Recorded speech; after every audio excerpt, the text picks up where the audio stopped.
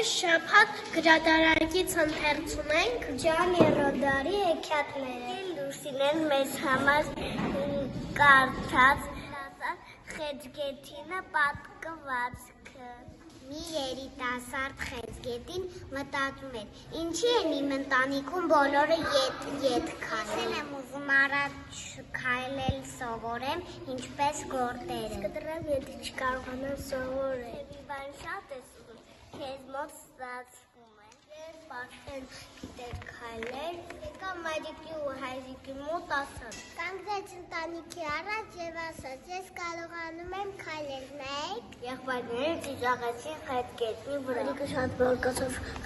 Խեցգետնի վրա եւ ասաց. եթե չես լսի մեզ,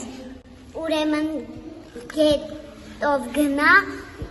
ու մեր մասին մոռացի։ Խեցգետինը սիրում էր իր հարազատներին, բայց մտածում էր, որ ինքը ճիշտ է։ Խեցգետինը համբուրում է մայրիկին եւ հայրիկին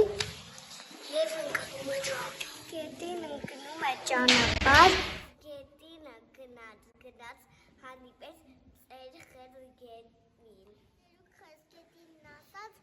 ես էլ եմ մտածում, որ միշտ առաջ քայլեք։ Ես մտածեցի, մենացին մենակ։ Տես ինչ եղավ, ես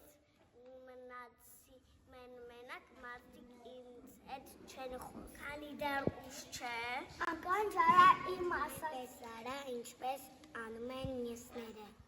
Մի օր եմ շնորհակալ կլինես Խեցգետին։ Երիտասարդ Խեցգետինը չգիտեր ինչ պատասխանել։ Կարծում երեխաներ, ինչ արեց Խեցգետինը։ Որոշեց գնալ ծնողների մոտ եւ իրենց հետ ապրել։ Մնաց գետում եւ չգնաց։ Խեցգետինը ծեր Խեցգետինի հետ մնաց գետում։ Խեցգետինը գնաց ապրեց ծեր Խեցգետնի հետ։ Երեխաներ, դες դուր եկավ պատմվածքը։ Այո,